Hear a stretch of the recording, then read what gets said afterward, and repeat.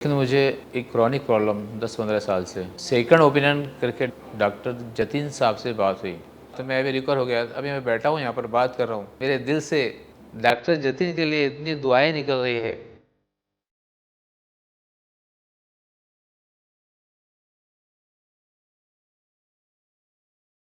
Mr. Salim Khan has been suffering from difficulty in swallowing for quite some time, and along with that he also had regurgitation of food, mostly liquids, and associated with chest pain and some weight loss.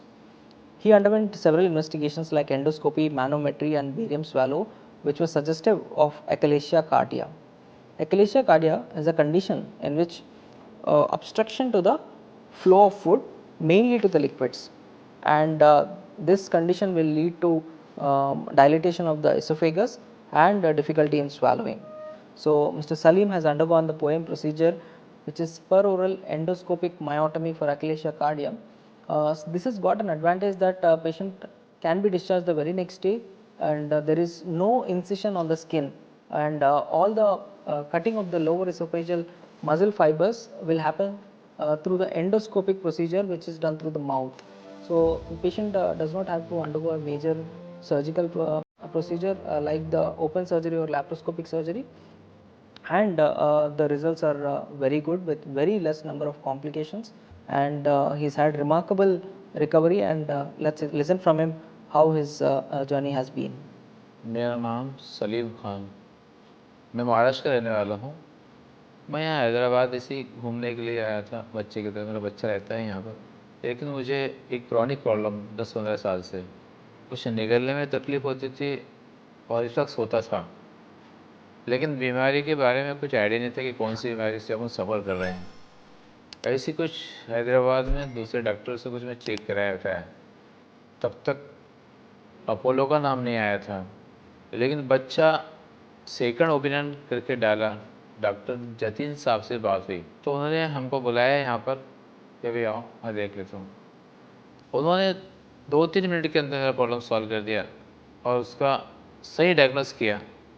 उसके बाद मुझे full confidence आया और मेरी body पूरी respond करने लगी कि अपने को यहीं कराना है।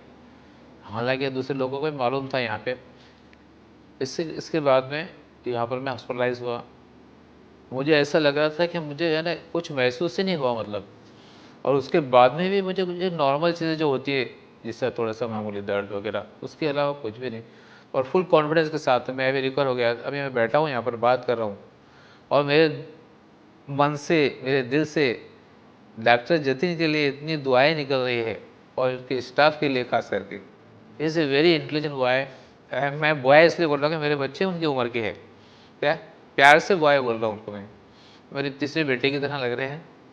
और अपोलो हॉस्पिटल का स्टाफ, उसका भी क्या कहना, माशाल्लाह बहुत ज़बरदस्त स्टाफ है। मतलब हम तो बहुत ही है ना, हमको ऐसा लग रहा था कि हमारे घर में पड़े हैं यहाँ पर।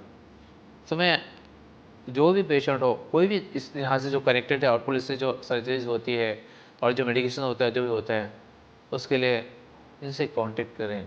रियली मैंने अपना तजुर्बा आपको बताया है। मेरे चेहरे से आप हाव भाव देख रहे होंगे, आया ये सच है या झूठ। फिर मैं एक बार बोलूँगा, जतीन इज़ ग्रेट।